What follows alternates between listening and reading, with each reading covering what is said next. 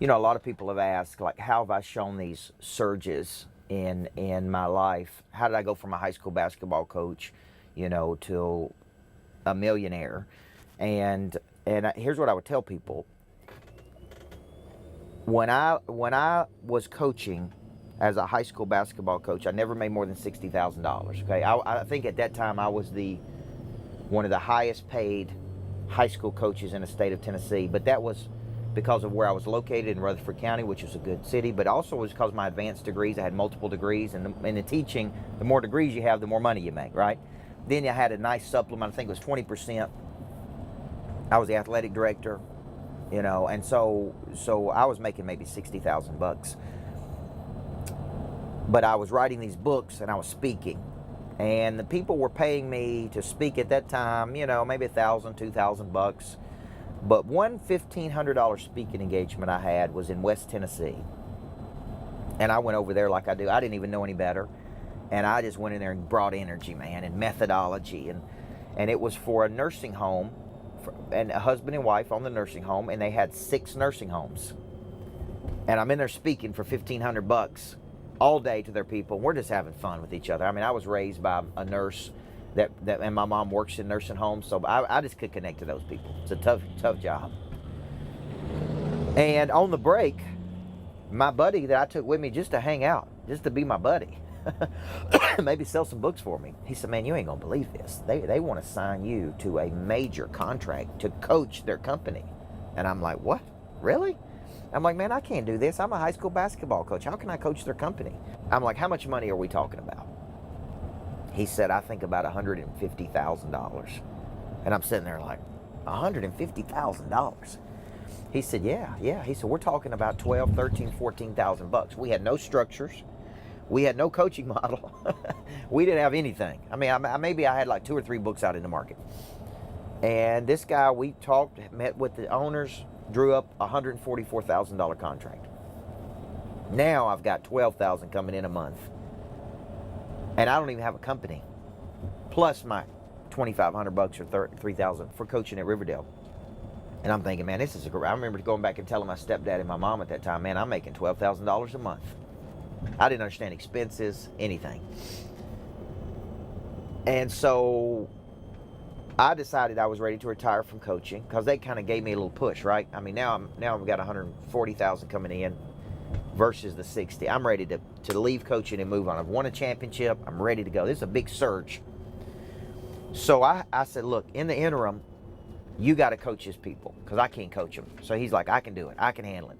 So I was sending him to West Tennessee. We're paying him $5,000. I was keeping 7. And he's going to West Tennessee, and he's telling me, "Man, it's going great. They love it. They're going to sign us to another year." I retire from Riverdale. I give up my job. And I start at that time, Maximum Success was the name of my company. And I go over here, and 3 months after retiring, I get a call from the CEO of the company. She wants to meet in Nashville. She got a real negative tone. And I meet her in Nashville, and she says, "This ain't working at all. The guy you're sending ain't doing what he's supposed to do. He ain't coaching anybody. He was telling me it's working, it's great. They're going, and I'm getting bad data." She tells me, "We're voiding the contract right now." And I'm like, I'm just floored. And she's like, "You're lucky that we don't sue you and come back and get all that money we paid you." And I'm like, oh my gosh, what is going on? So I couldn't challenge her because I didn't know if he'd been delivering on what he's supposed to be delivering. She's saying he's not. He's saying he is. I'm in jeopardy now of them coming back and taking all that money back, which is 3, 4, 4, 5, I think it was 6 months. So now I'm retired. I got no income. I don't have $1 coming in to my business. I'm so pissed at my friend for costing us this opportunity. I mean, I can't tell you how, because all of my future is tied up in that contract. I ain't got any more contracts. So I take my number 1 assistant from Riverdale with me named Tisha Hayes, one of the best decisions I ever made. And we go get a little office, a free office that somebody gave me. And man, I'm in there just trying to find a deal, and we're struggling. I mean, we're struggling. We can't, I don't know how, I don't have any speaking clients. I don't have any coaching contracts. And luckily I spoke for a bank named First Bank, and the COO of that bank, Wib Evans, saw me speak. And he said, man, we love what you did today. Will you come back and work with us? And I'm like, what does that look like? And he said, man, I want you to coach everybody in the whole bank, 500 people.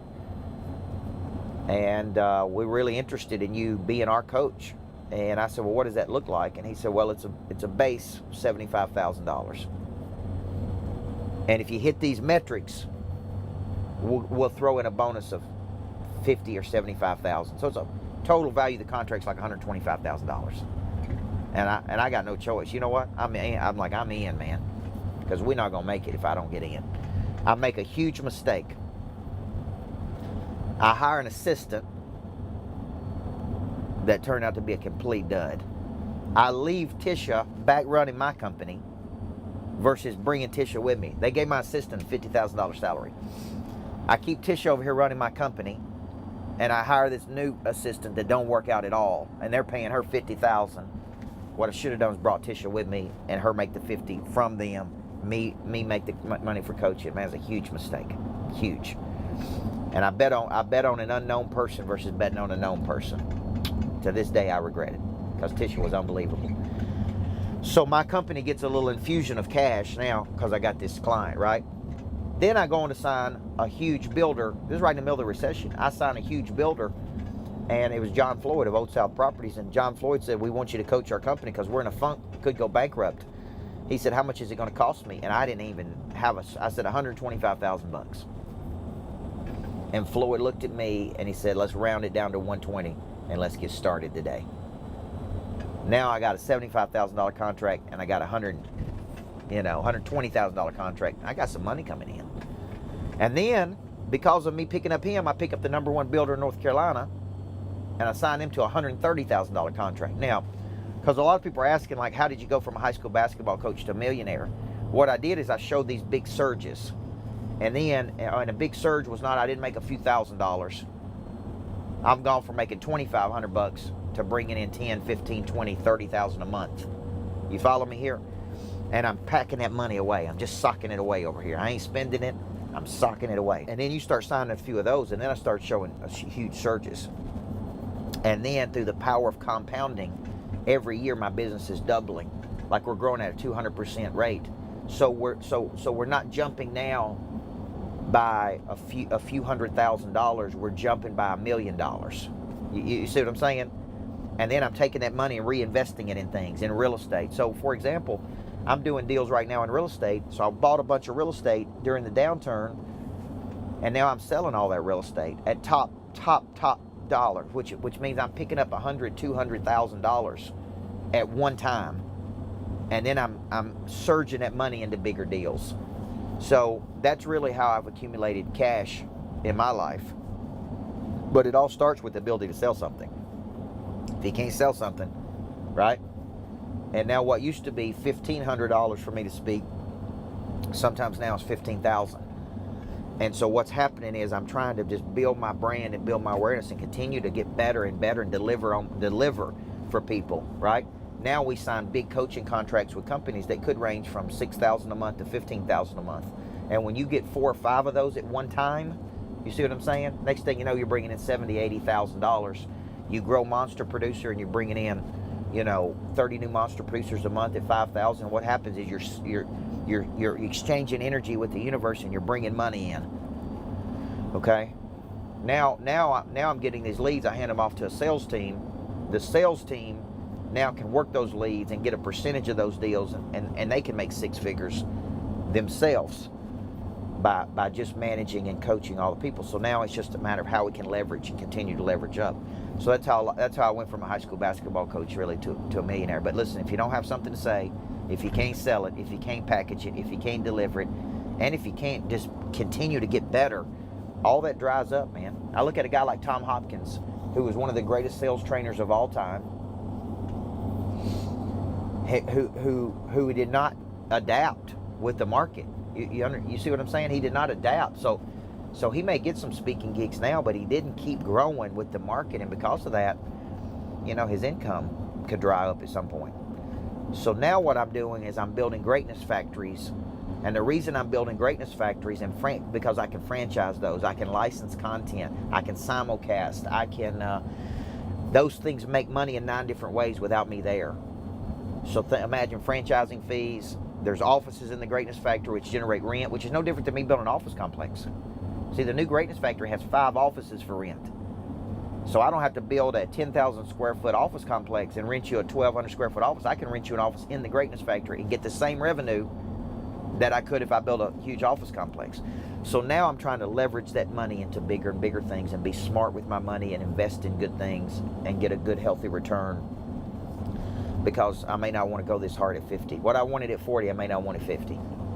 I may say at 50, I'm going to live in Florida 3 months out of the year, or every winter, or I'm only doing Monster Producer, I'm only speaking at this. But if you don't create that demand, guys, so that's really how I show these huge surges. I talk about this in Monster Producer. If you're in the coaching program, Monster Producer, one whole session is on how to show a monster surge, which is how you accumulate large amounts of money and pull it over here and surge it into much bigger things. So if you're trying to transition out of something, like I was just a high school basketball coach, man, I wanted more.